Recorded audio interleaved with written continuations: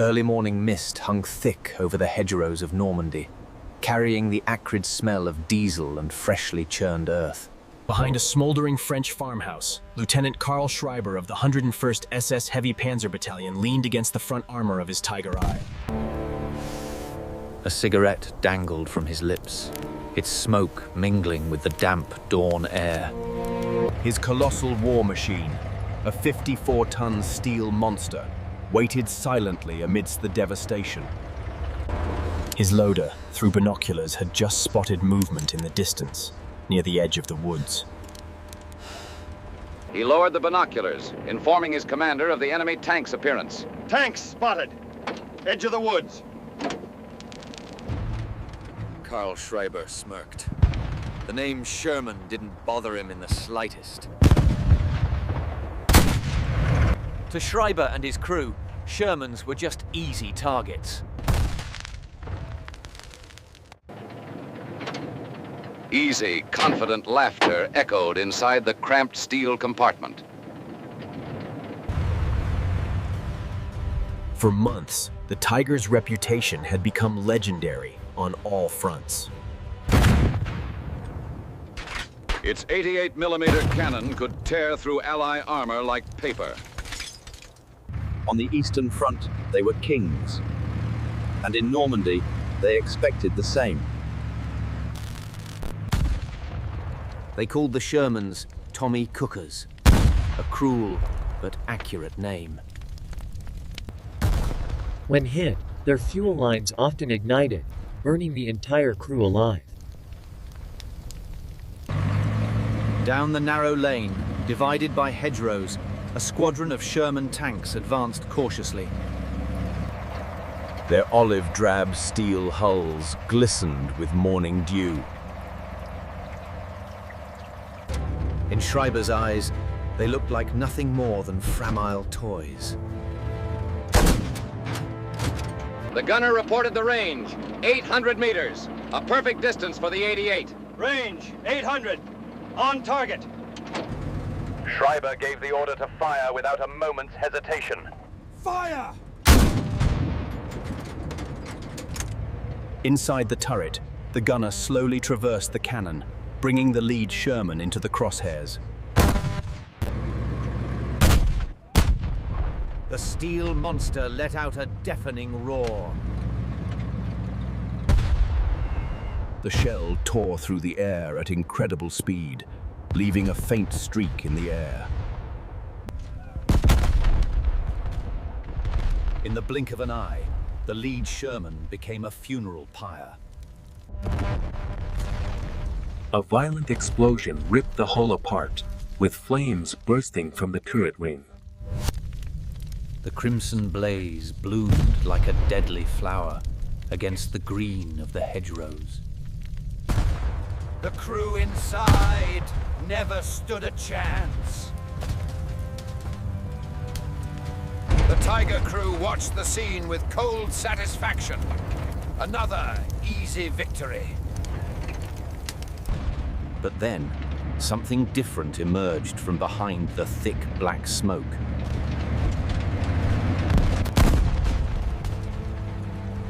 Another Sherman slowly rolled out from the burning wreckage. It was the same shape, the same short, stocky chassis. But its cannon, it was completely different.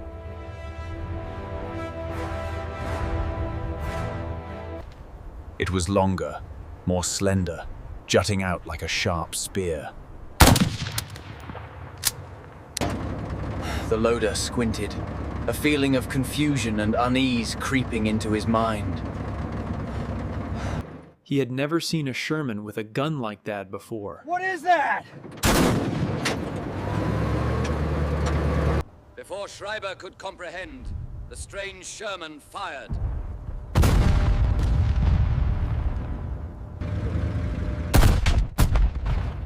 A flash of lightning erupted from the tip of that long cannon. The sound of the shot was sharper, more piercing than the usual 75-meter cannon. The whip-crack sound of the fire... The shell flew straight towards the Tiger tank of Schreiber's comrade. It struck the frontal armor, a place once thought to be impenetrable. The armor gives way. The 100 millimeters of steel could not withstand the horrific force.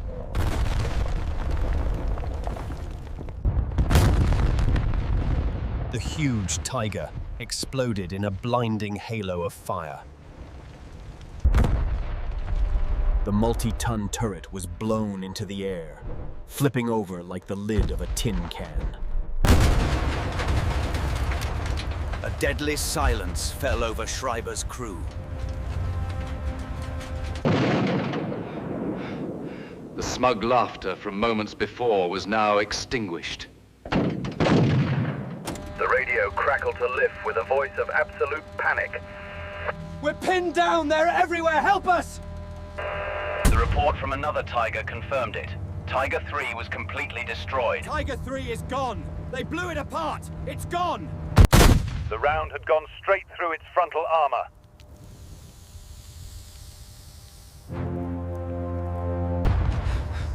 The smirk vanished from Schreiber's lips, replaced by unconcealed horror.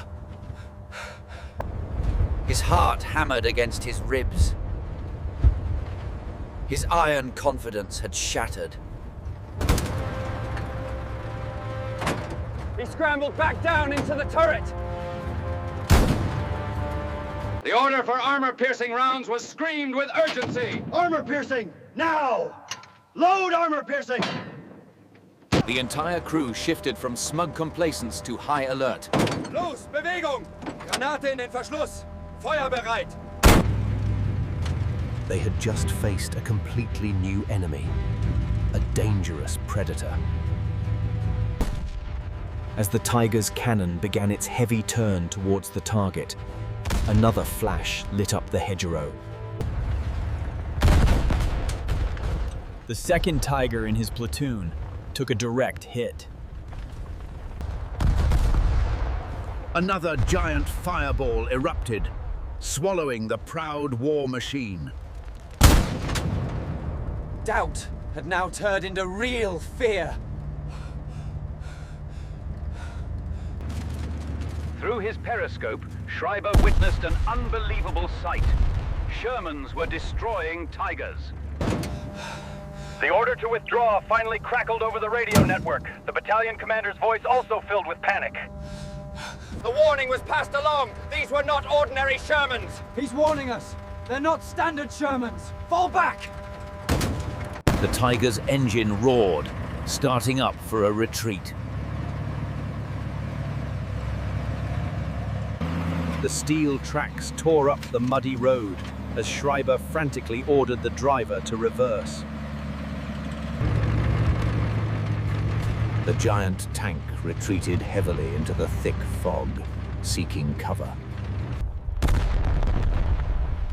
Behind them, one last explosion tore through the morning air.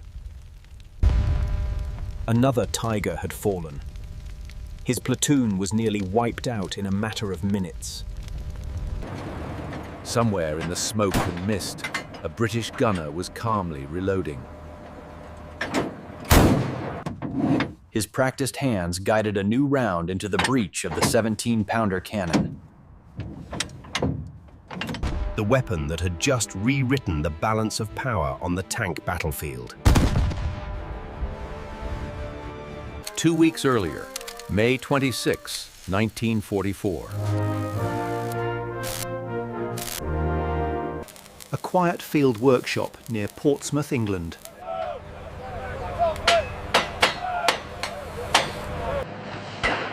Captain George Brightman of the Royal Armoured Corps stood there, quietly observing.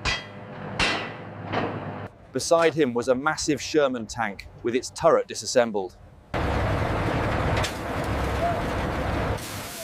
The air was thick with the metallic smell of cutting torches, and welding sparks flew like deadly fireworks. Around him, engineers in oil-stained overalls moved ceaselessly, like a colony of diligent worker ants. Amidst the sparks and roar of the factory floor, These men forged the tools of victory. Sergeant Bill Harris, his face smudged with soot, approached to report. The 17-pounder is almost ready for installation, sir.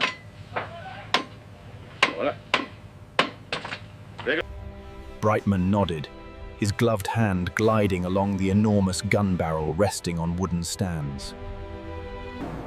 This gun was absurdly large compared to the Sherman's original turret ring. Most people thought it was too big. A crazy idea. The Americans had flatly rejected the idea. Too much gun for too little tank. But the British could not wait any longer.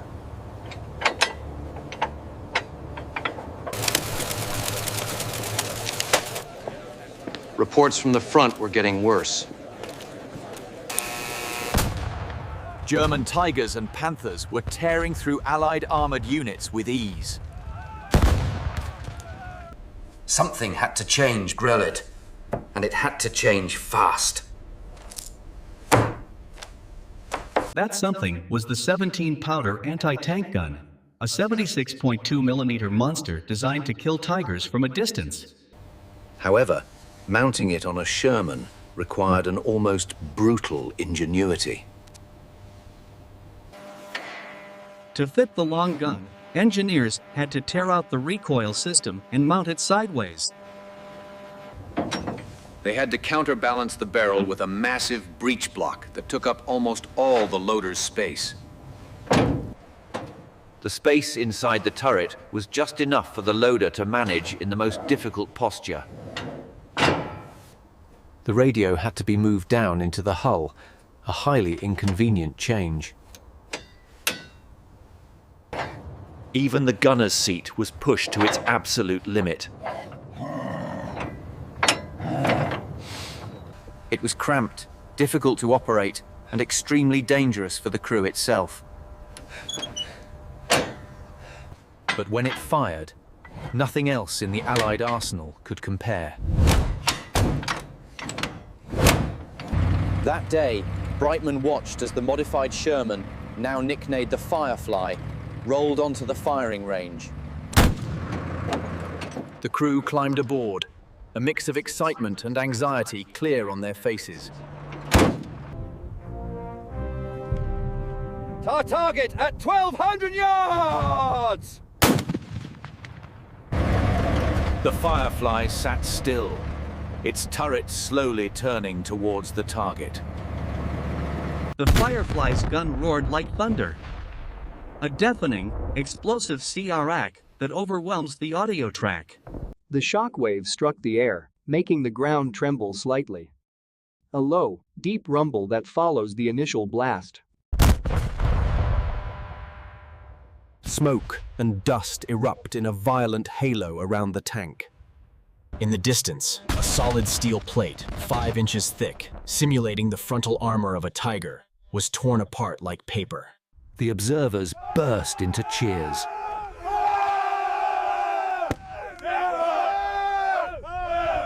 But Brightman did not smile. The sounds of cheering are slightly muffled, as if from his perspective. He just nodded decisively, muttering to himself.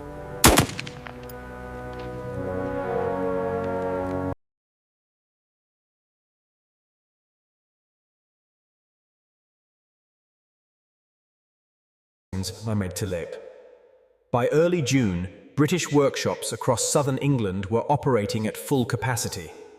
Sherman after Sherman was converted, becoming a hybrid of American steel and British resolve.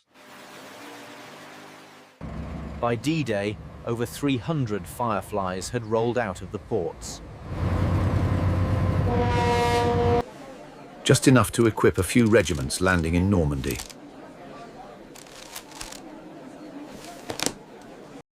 The German High Command was completely unaware of their existence.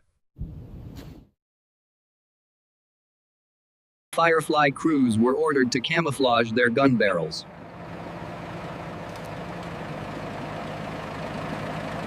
They wrapped canvas sheets around the long barrels and painted them to resemble the short M3 guns of regular Shermans. To an untrained eye, even through German binoculars, they looked completely harmless. But inside those hidden barrels was the only Allied weapon capable of piercing a Tiger's frontal armor at 2,000 yards. On June 6th, as the first waves of Allied forces swarmed the beaches, the Fireflies thundered ashore right behind the infantry. their steel tracks ground over sand, blood, and the debris of war.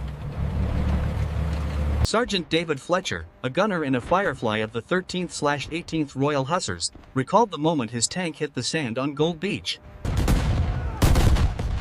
Everything was chaos, smoke, bodies, incessant noise. But all he could think was, if we meet a tiger today, maybe we'll have a real fighting chance. That chance would come soon.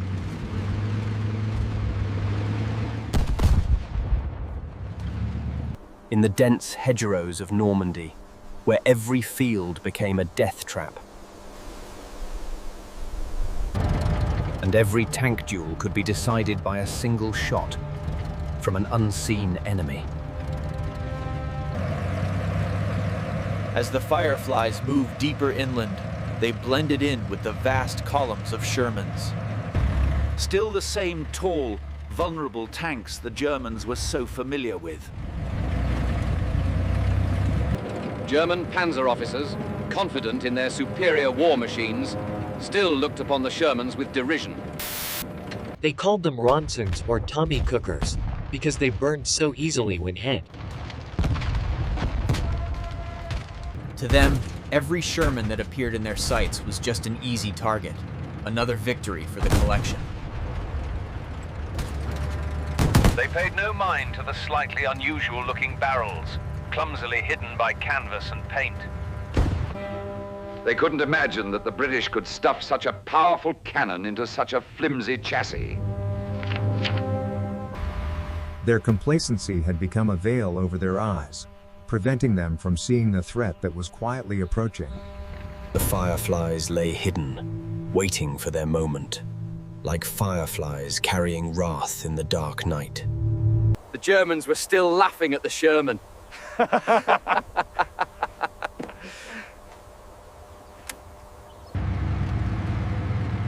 They didn't yet know that for every 4 of those Tommy Cookers heading their way, one of them was carrying death in its barrel.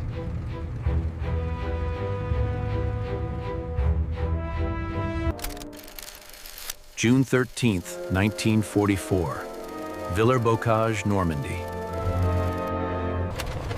Dawn breaks over the Bocage countryside, a thick, cold fog blanketing everything. This place is a suffocating maze of earthen walls, dense hedgerows, and narrow roads. The roads wind and twist like arteries through the French countryside. For tank crews, it was hell on earth.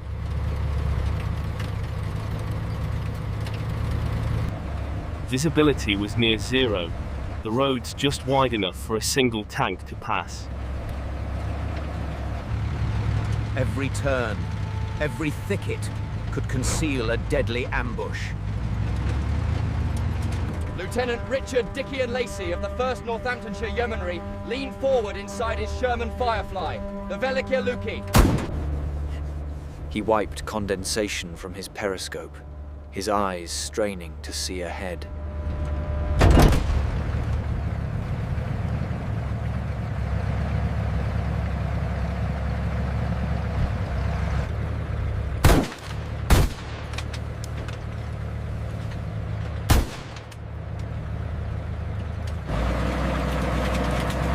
The tank crept forward, its engine humming at the lowest possible volume.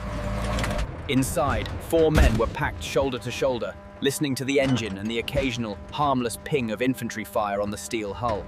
Lacey's commander, Captain George Dring, led the way in another Firefly.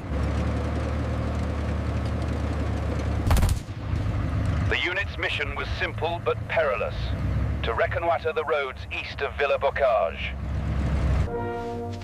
Intelligence indicated German armor movement in the area. Corporal Jennings, the loader, muttered to himself as he pushed another round into the breach. He thought of the dreaded Tigers, feeling as if he were bringing a knife to a gunfight.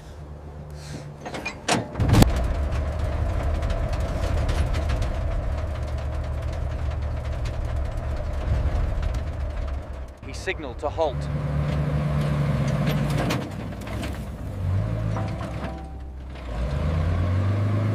The engine rumbled softly, waiting in the silence. The low, idling hum of the tank engine. A target! A Tiger! Up ahead! Range 600 meters. The entire crew held its breath!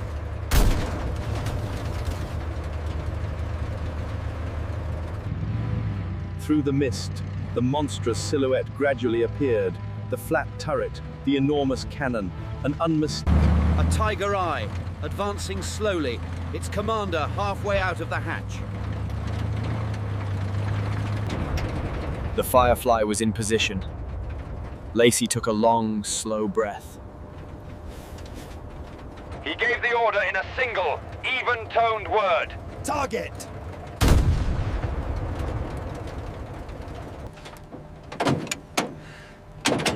Jennings confirmed the round was loaded.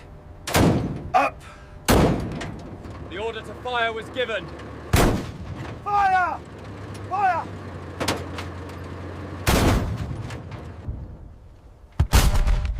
The Firefly's cannon roared like thunder, shattering the morning quiet. The powerful recoil slammed back through the entire hull. The shell tore through the air, a white-hot streak hurtling through the corridor of trees. It found its target, just below the Tiger's gun mandlet.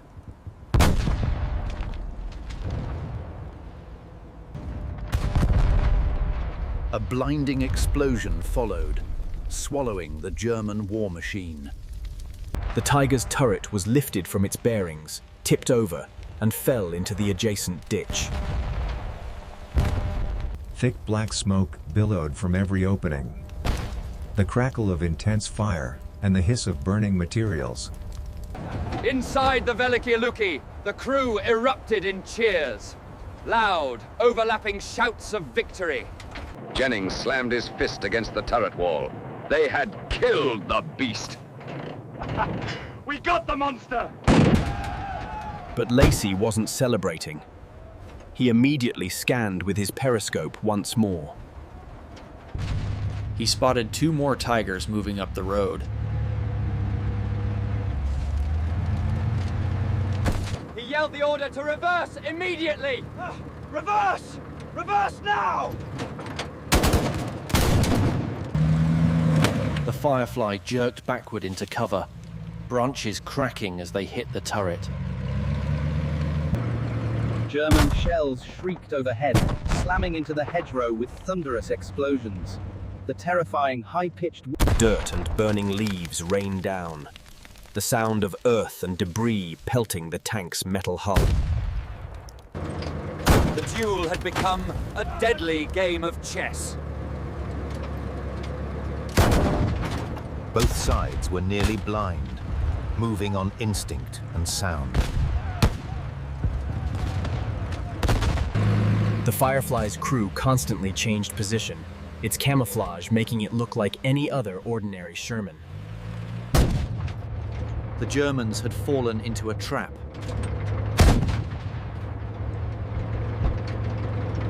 As the next Tiger advanced, its guns searched frantically for a target to destroy.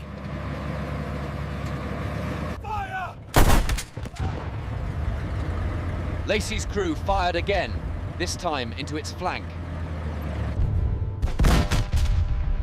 The seemingly impenetrable thick armor was torn apart like paper.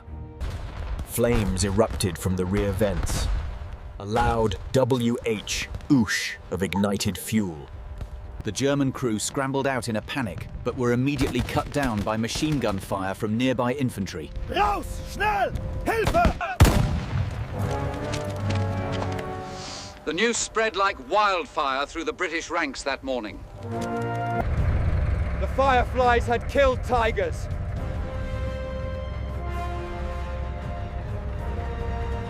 Not by luck, but by design.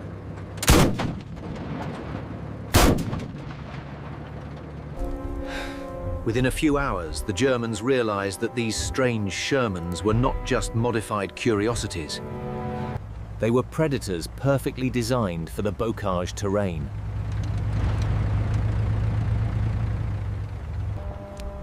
As night fell, Lieutenant Karl Schreiber stood beside the smoldering wreck of his platoon's tank. He was the officer who had scoffed at the Shermans, calling them Ronsons. The confidence that had carried him through countless battles was now gone. He stared into the darkness, his uniform stained with ash and oil. The wrecks of his 2 Tigers lay motionless, silent in the faint moonlight. He couldn't believe the power that had destroyed them so quickly. He muttered to himself, his voice full of bitterness and astonishment. Those weren't Shermans. They were something else entirely. The June night fell heavily on the Normandy battlefield near the city of Caen.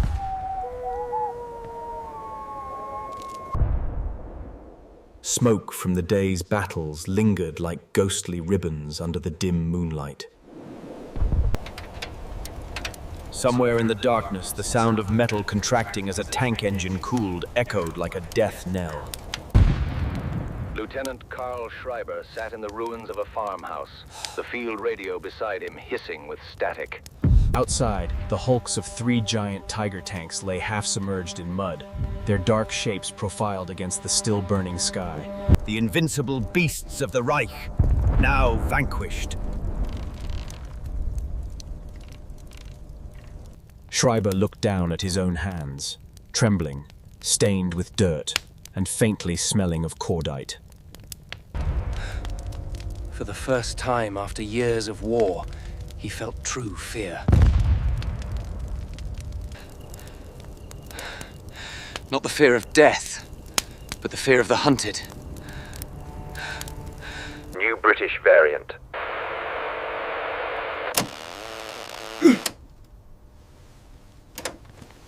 "17-pounder cannon.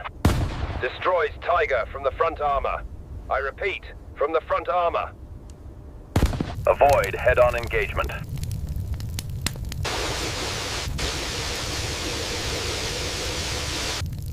Schreiber closed his eyes. The information was now confirmed.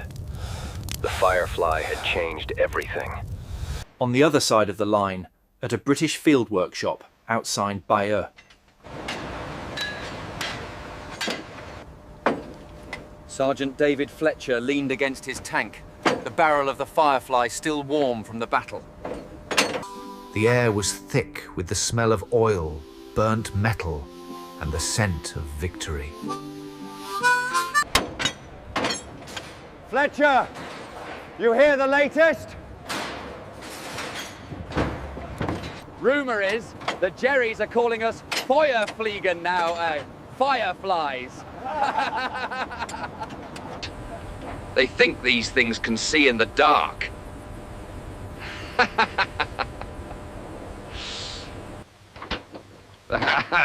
Let them keep thinking that.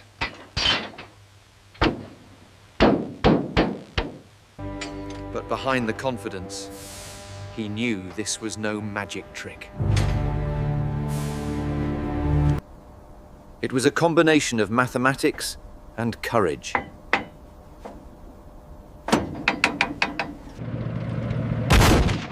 Firefly's 17-pounder fired an armor-piercing round at nearly 900 meters per second. This velocity was twice that of a standard Sherman's 75mm gun. Its special APDS shell could penetrate the front armor of a Tiger from over 900 meters away. However, for every Tiger they knocked out, the price was steep. The Firefly was always the priority target on the battlefield. The Germans learned their lesson quickly. Eliminate the long-barreled Shermans first. The crews began to camouflage their cannons more carefully.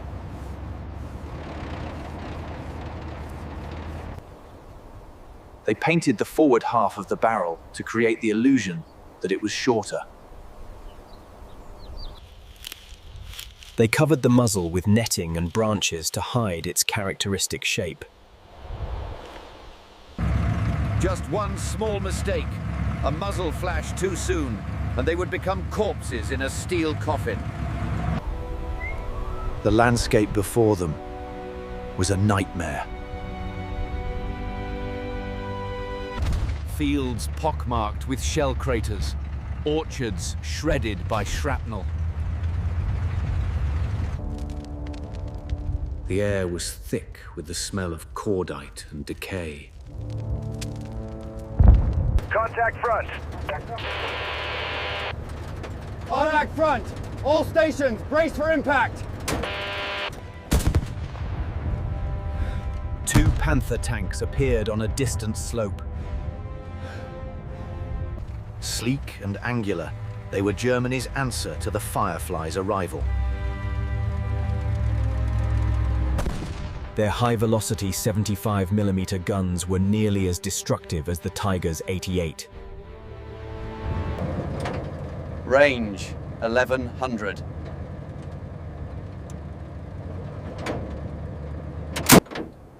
He ordered his gunner to hold his fire, to wait for the perfect moment. The Firefly's cannon roared first, an incredibly loud, sharp CRAC of the 17-pounder firing. The shells screamed through the air, tearing apart the bright morning sunlight. One Panther detonated instantly, its ammunition cooking off in a series of deafening secondary explosions. The second Panther quickly returned fire. The sharp bang of the German 75mm cannon.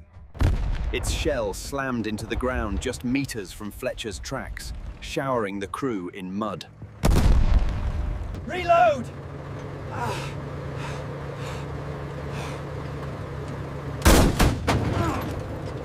Jennings, the loader, sweat-soaked and trembling, shoved another round into the breach with all his might.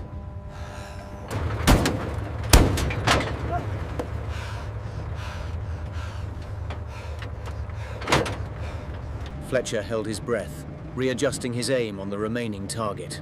On target! Fire! The second shot found its mark, a perfect hit to the center of the hull. The Panther bucked violently, then fell silent and motionless, the deep, groaning sound of tortured metal. As the smoke cleared, the crew sat in stunned silence, and the only sound is the ringing in their ears and the 2 kills! 2 German tanks they had once only dreamed of engaging. That evening, as the regiment camped on the outskirts of Caen, the Firefly crews gathered around a warm... They were exhausted, filthy, and their eyes were sunken from fatigue. But most importantly, they were alive. Someone once said we didn't stand a chance against the Tigers.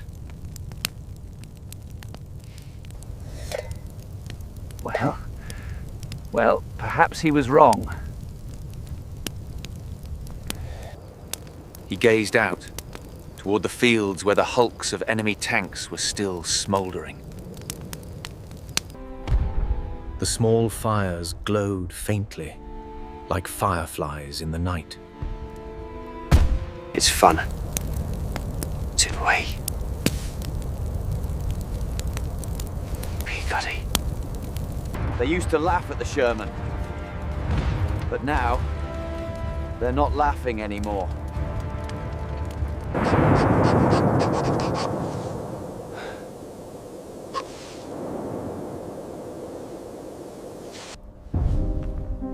His handwriting was unsteady as he recorded his chaotic thoughts. He wrote, "They look like ordinary Shermans, but they kill like demons." He closed the book, blew out the candle, and listened to the distant roar of tank engines in the night, the low growl of the predators. July 1944. The battle for Hill 112, southwest of Caen, Normandy.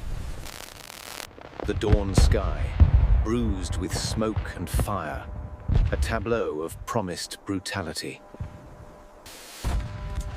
Allied artillery had pounded the hillside since midnight, turning lush slopes into a wasteland.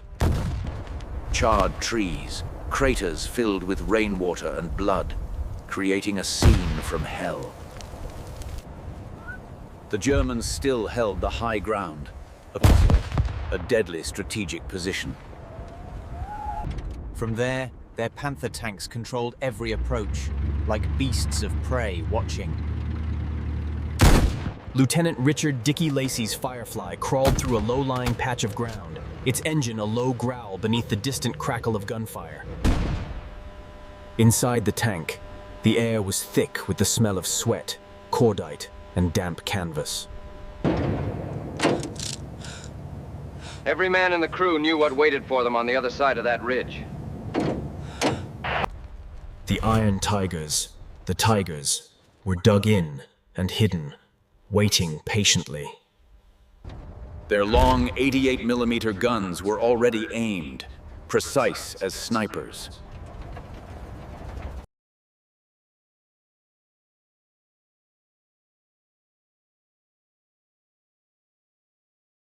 He wanted a better look at the terrain, to see what kind of trap they were walking into.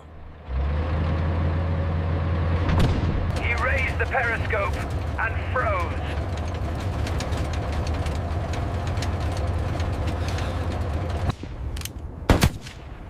Through the hazy mist, he caught the glint of a German muzzle flash. A deadly spark, there and gone.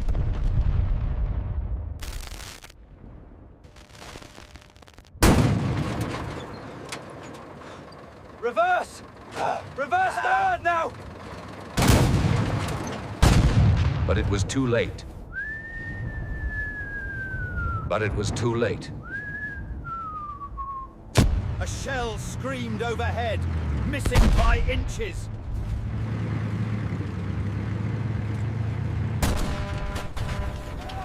The explosion threw mud and shrapnel against the hull, stunning the crew for a moment. Bloody hell!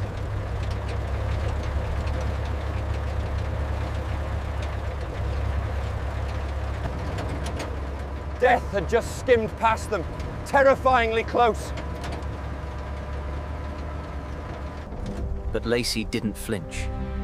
His experience in Normandy had taught him to act, not react.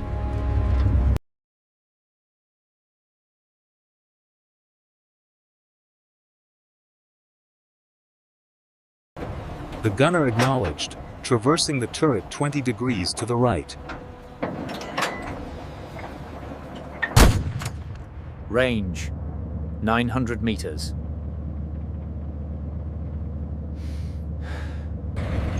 The Firefly's turret swung slowly, heavy, and deliberate. Its long 17-pounder barrel settled, silent but ready to roar. Ahead, the Tiger was visible, half hidden behind a ruined farmhouse. On target!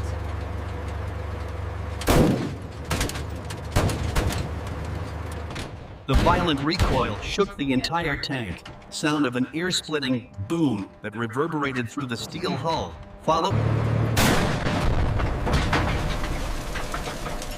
Dust rained down from the ceiling. The shell flew, but it missed the Tiger's hull.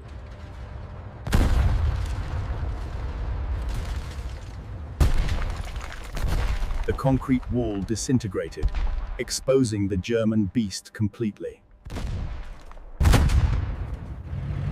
The Tiger now sat naked on the battlefield. Adjust and fire again! Don't give them a second!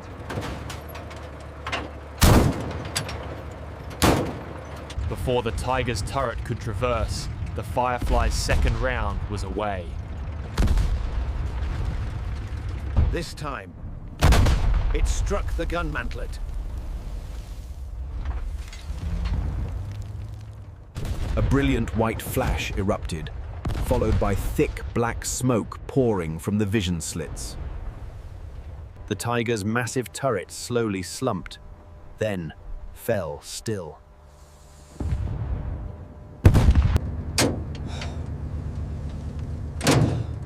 Target down. Confirmed.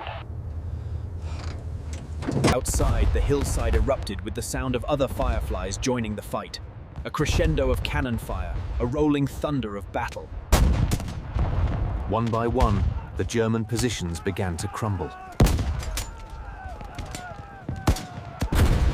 On the ridge, Captain Karl Schreiber watched in horror as his company disintegrated. The air was thick with smoke and utter chaos. Over the radio, fragments of panic echoed. Wir werden angegriffen. Sie sind überall. Rückzug. Panther is hit. Direct hit from a Sherman. No, that's no ordinary Sherman!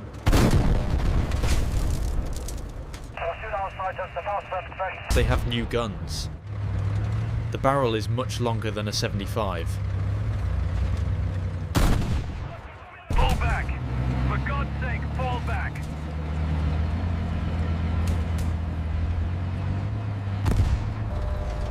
Schreiber clenched his fist, rage and helplessness surging through him. Every instinct told him to counterattack, but the battlefield had completely changed. The Firefly's lethal range was destroying his armor before they could even get close enough to return fire. They've learned! The bitter truth dawned on him. The Tiger's power, its invincibility, was gone. The Firefly crews, with patience and deadly skill, had now become the hunters. By the end of July, the tide in Normandy was beginning to turn. British and Canadian forces pushed south, with Fireflies leading the armored spearheads. They advanced through villages that, only days before, had been German strongholds. The sound of the low rumble of tank engines echoed. Every engagement told the same story. Where the Firefly appeared, German armor either retreated or burned. The myth of the Tiger as invulnerability, a legend that had terrorized Allied tankers since 1942. At headquarters in Bayeux, Allied officers pinned photographs to a battle map. Knocked out Tigers, burned out Panthers, all trophies of the Firefly crews, who had finally evened the odds. An intelligence officer jotted a note in the margin of the map. On the front line, Lacey's unit halted in the shadow of Hill 112. Smoke rose from the battlefield below, a graveyard of steel and fire, where Hitler's finest machines had... August 1944, the Falaise Pocket, Normandy.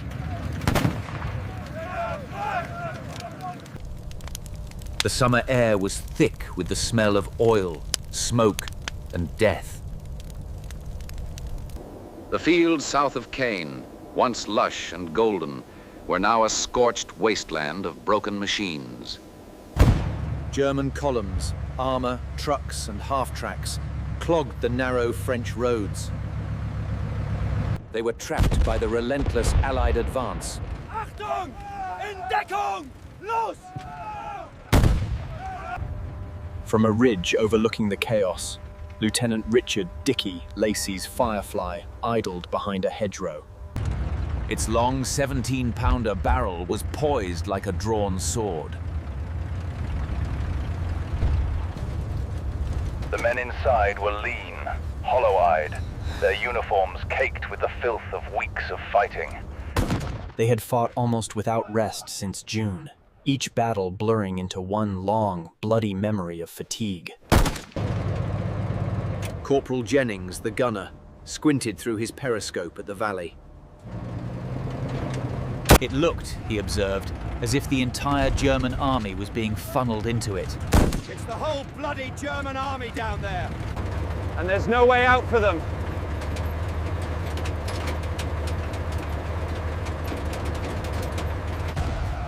He looked out at the sea of vehicles and men, desperate for an escape. Below, German vehicles crawled desperately through the bottleneck. Tanks ran out of fuel, their crews trudging alongside, their faces masks of defeat.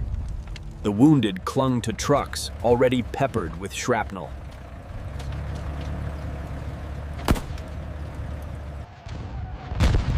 Allied artillery hammered the valley from the west, creating pillars of earth and fire.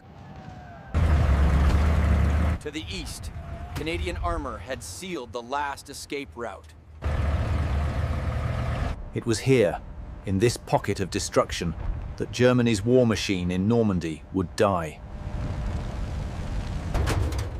First target, Panther, 2 o'clock.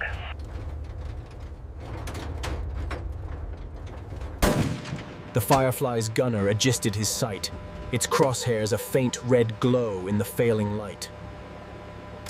The Panther moved slowly, its engine coughing, exhausted. Its turret swept left and right, like a wounded predator searching for an unseen threat.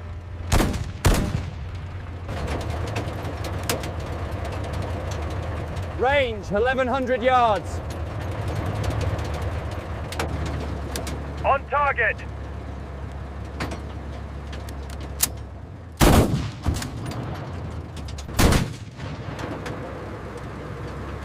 Fire!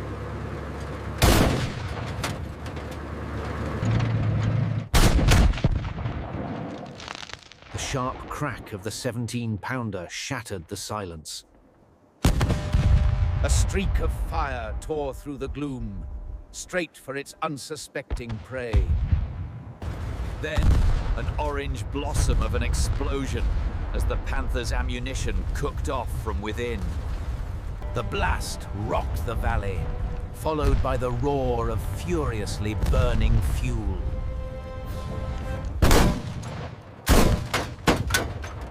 Target destroyed.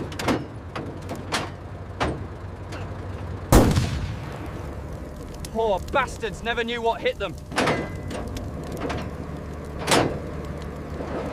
The Firefly shifted targets quickly.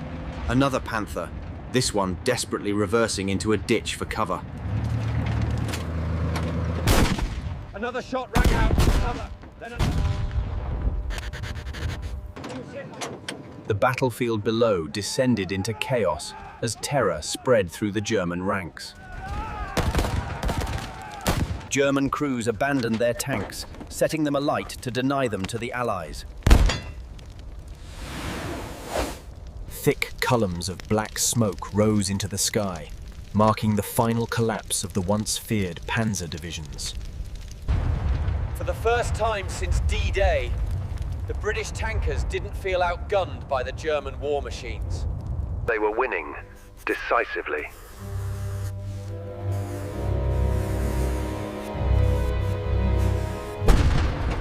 As night fell, Lacey and his crew cut the engine, listening to the sounds of destruction. The world around them glowed red from burning fuel depots and vehicles. The air was hot, almost suffocating, filled with the distant screams of the wounded and the crackling of flames.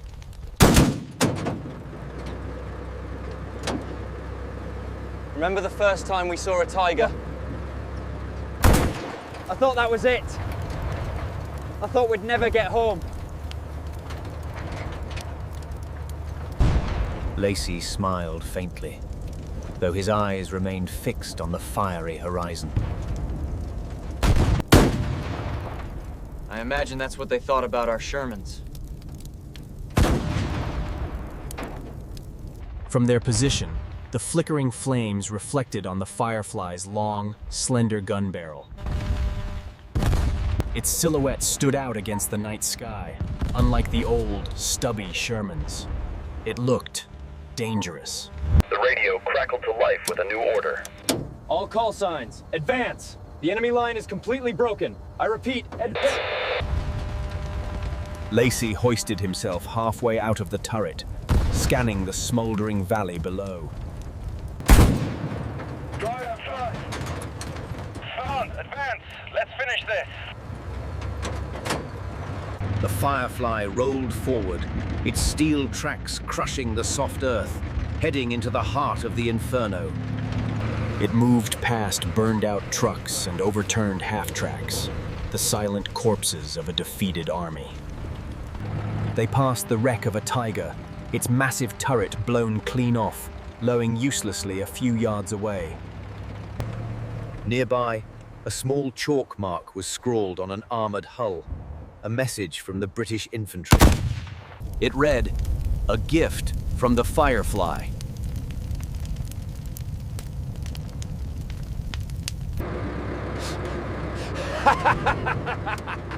That'll give them nightmares for years. Lacey said nothing, the relief of victory tempered by its sheer weight. He knew this was no time for celebration, for victory had come at a terrible price. Yet, as dawn came and the smoke began to clear, one truth emerged as clearly as the morning light. Weeks later in Antwerp, Belgium, Lieutenant Karl Schreiber stood in a prisoner of war camp, watching through the wire as Allied columns rolled by. He had survived the breakout, just barely. The once proud Tiger commander now wore a ragged field jacket, his insignia ripped away. He watched a column of Sherman Fireflies on the road, their long barrels glinting in the sun, a sight that brought back the horror. And they were only Shermans.